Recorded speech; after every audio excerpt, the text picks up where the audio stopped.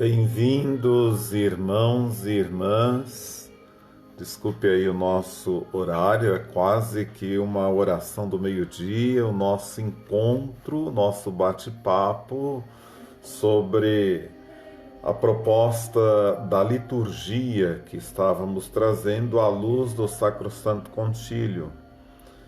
E espero poder ajudá-los nesse sentido de caminharmos enquanto equipes de liturgia dentro das comunidades e das nossas paróquias, tentando desengessar tudo aquilo que em muitas comunidades se encontra engessado.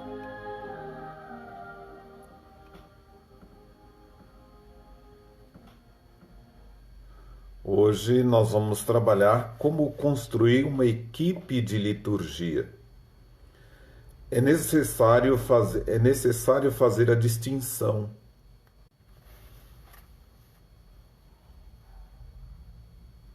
É necessário fazer a distinção. Uma coisa é a equipe que pensa a vida litúrgica da comunidade, paróquia, diocese ou regional.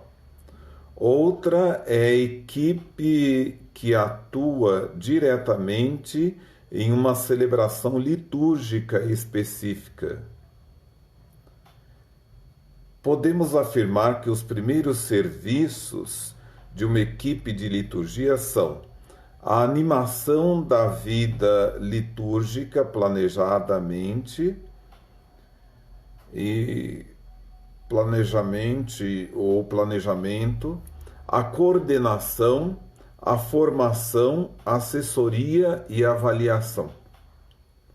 Deus abençoe, Cida. Estamos aqui conversando sobre liturgia. Primeiramente, a equipe deve ser constituída por pessoas que de fato amam e vivem a liturgia. Exige carisma e dom. Exige ainda conhecimento, uma formação básica ou mais aprofundada. Na verdade, não há uma regra única. Vai depender de cada realidade. A diversidade de carismas e dons enriquece a equipe. Algumas práticas já comprovam que o critério de representatividade não deve ser a única possibilidade. Em linhas gerais, existem alguns caminhos para construir uma equipe de liturgia. Iniciar concurso para depois engajar as pessoas na prática.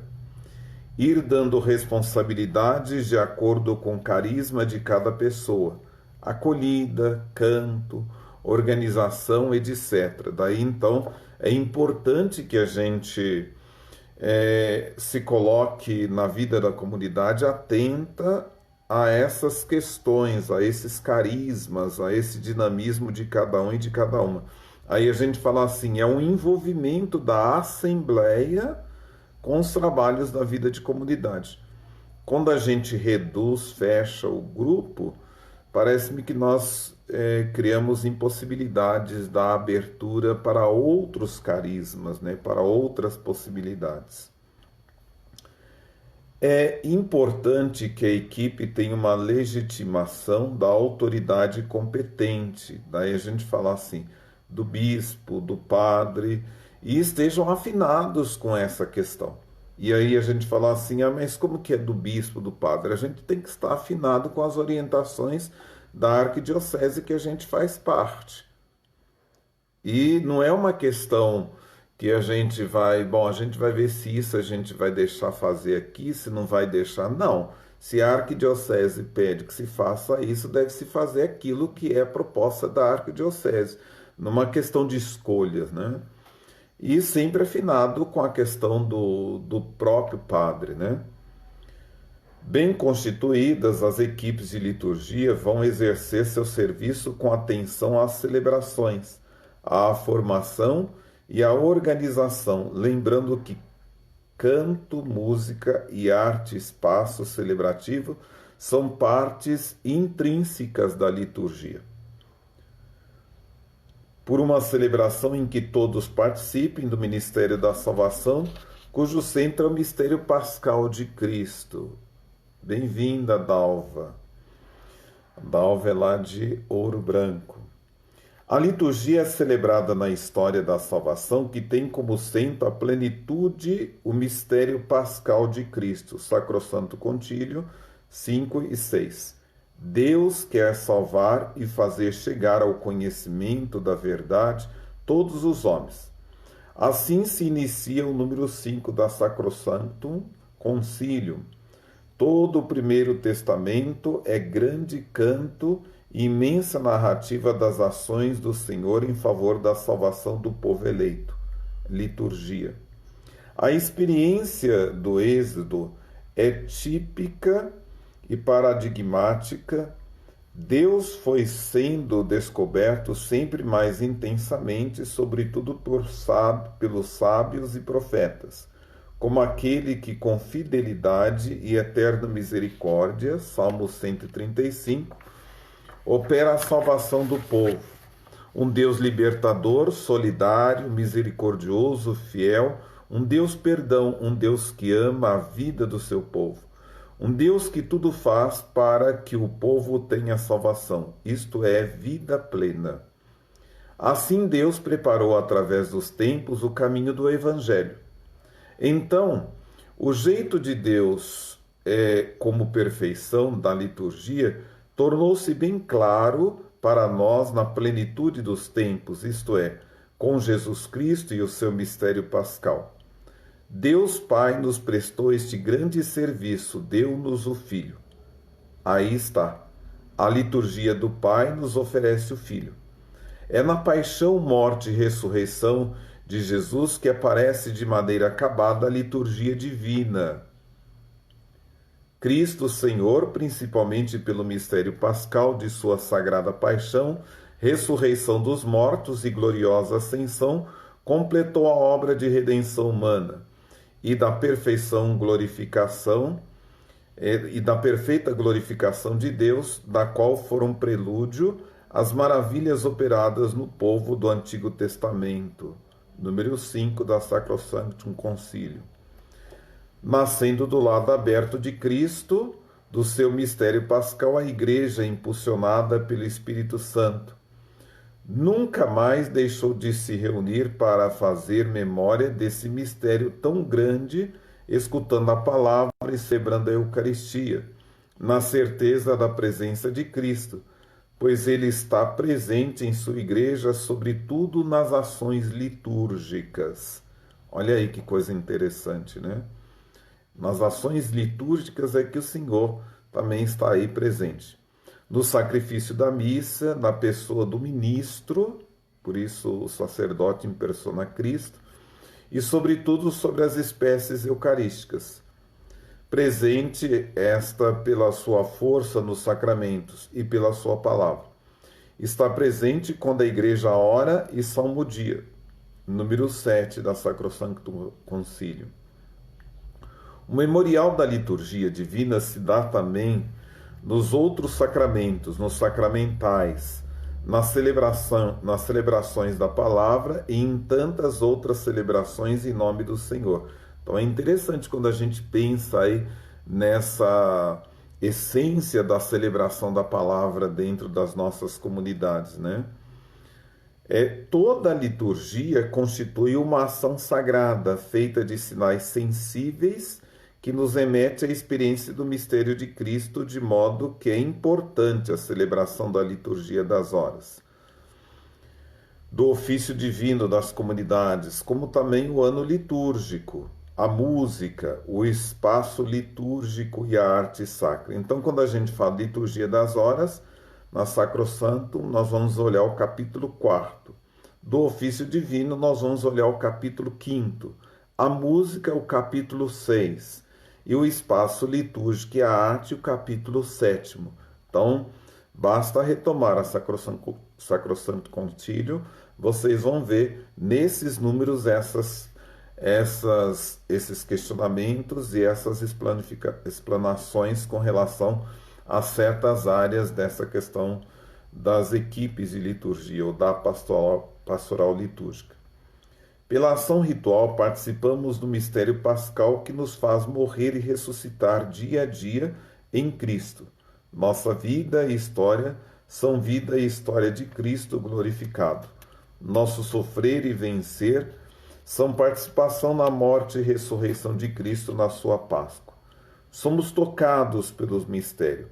A liturgia divina se comunica a nós pela memória que dela fazemos.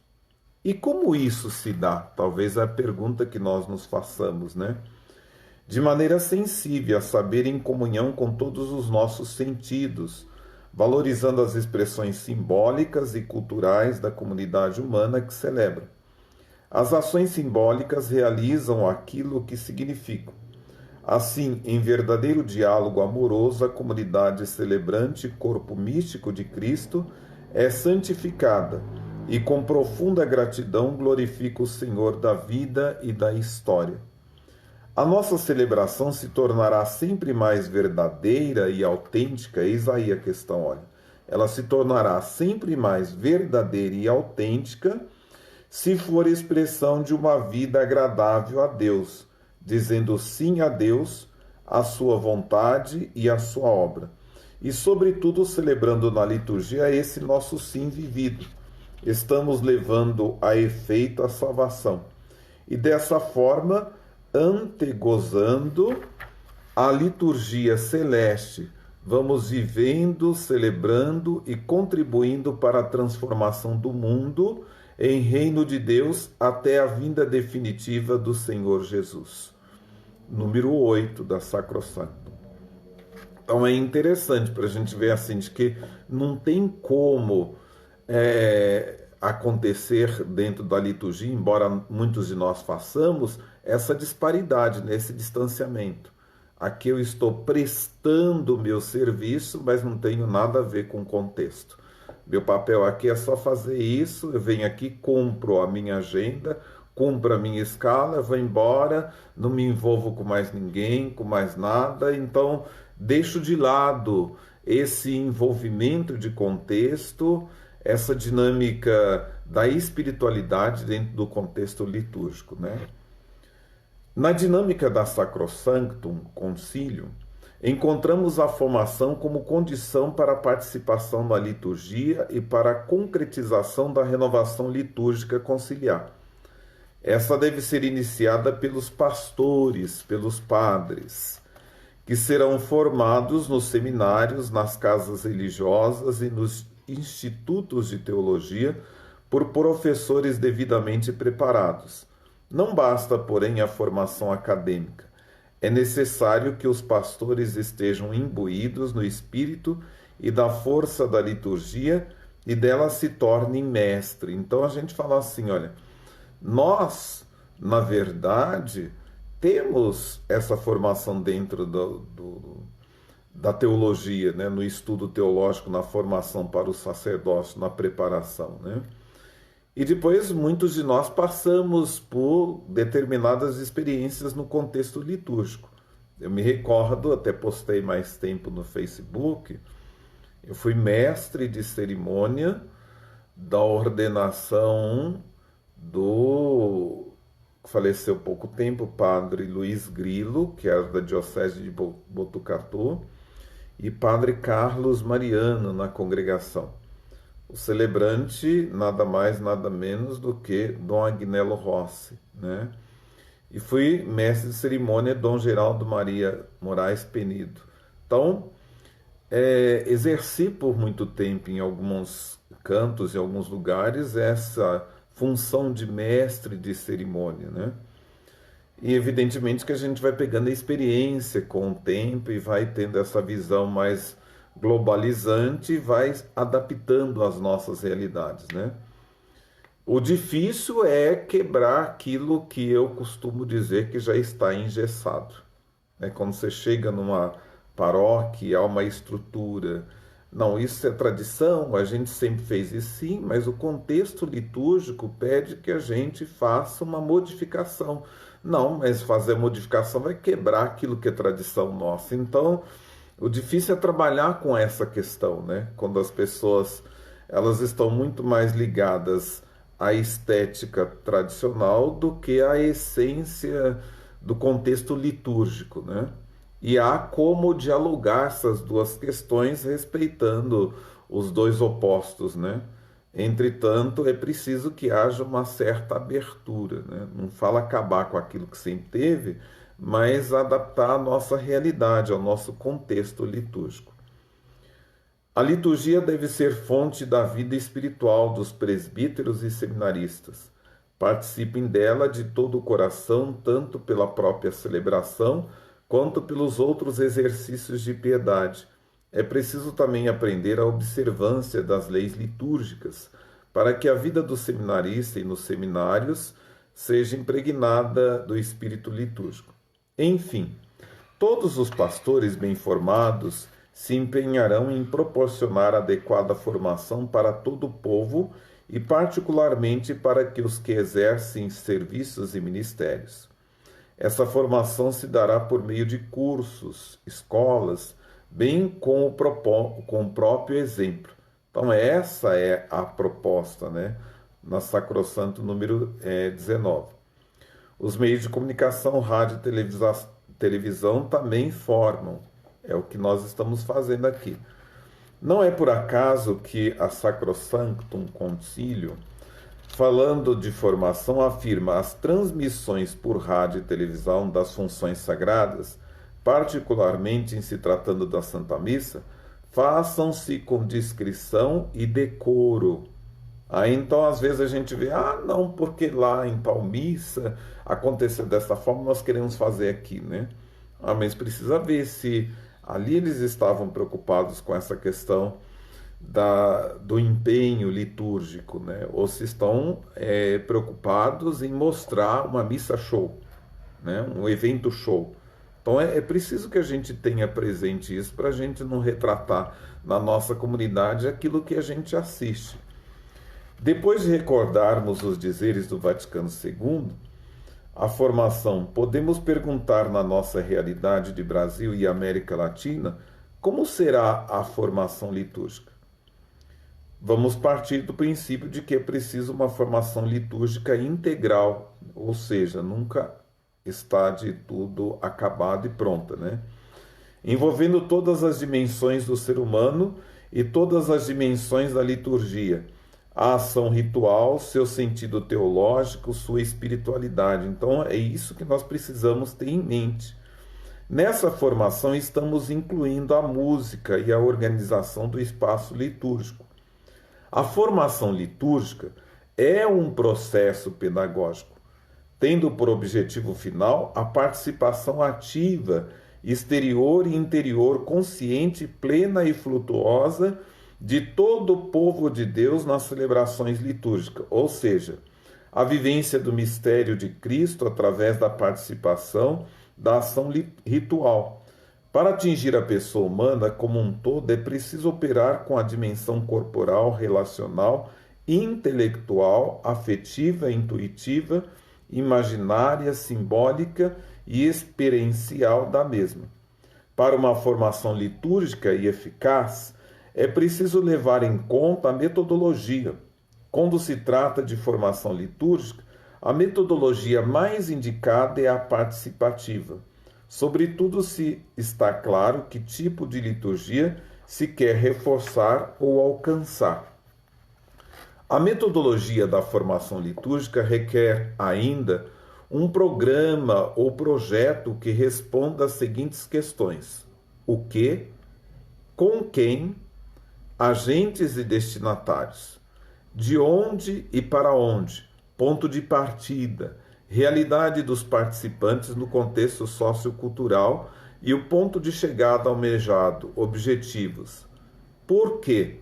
Finalidade, justificativas, como, etapas, métodos e técnicas.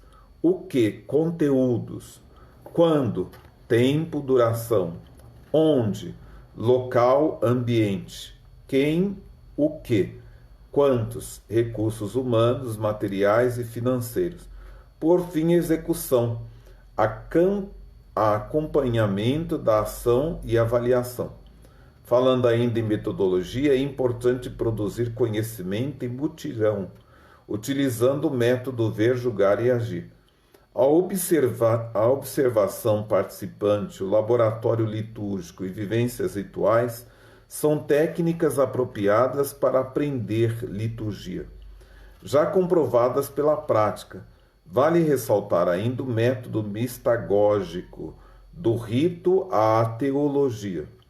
Contribui também a leitura orante, o processo de preparação, realização e avaliação das celebrações litúrgicas. No espaço deste antigo, não há como especificar todos esses itens para maior aprofundamento. Daí então, nós precisamos ver as publicações existentes com relação a isso. Então é interessante porque quando a gente chega em determinadas comunidades, a gente começa a observar o seguinte: aqui nós queremos fazer uma novena. Ótimo, pode-se fazer novena, né?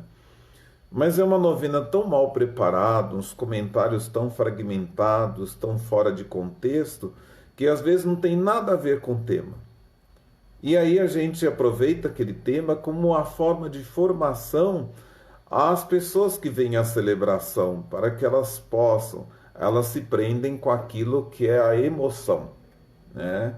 E deixa de lado a reflexão. Também muitos pregadores deixa de lado o tema e faz um apanhado superficial, uma liturgia empurrada com a barriga e assim pronto, celebra-se. Não, é um momento de engajamento, de envolvimento de toda a comunidade. Por isso, nada melhor do que a gente trabalhar nas nossas comunidades esse contexto de novena ou de tríduo dos nossos padroeiros, mas levando sempre em consideração daquele momento se tornar para nós uma verdadeira escola litúrgica, onde há esse apanhado geral, esse contexto globalizante, a fim de que a gente vá se treinando, vá se formando, vá se informando e dando formação a tantos daqueles que participam.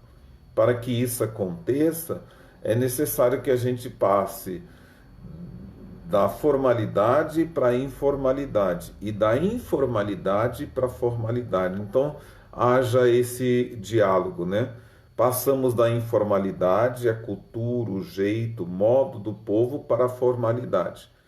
E da nossa muita formalidade, de detalhes que são adereços, para a informalidade, a fim de que a gente viva a naturalidade da liturgia e celebremos bem o encontro com o Senhor e o mistério da Páscoa. Essa é, na verdade, a proposta de se celebrar o contexto litúrgico. Nós vamos voltar nesse assunto por melhor organização e funcionamento das equipes de liturgia que nós temos que trabalhar e depois voltamos para as funções dentro da liturgia, alguns aspectos que eu tirarei aí do cerimonial dos bispos. E voltamos em seguida para os outros sacramentos que precisamos trabalhar. Eu agradeço aí a todos pela presença, desculpe aí o meu atraso, espero que nós tenhamos a alegria de nos encontrarmos. Está lá postado no YouTube da paróquia todas essas nossas falas.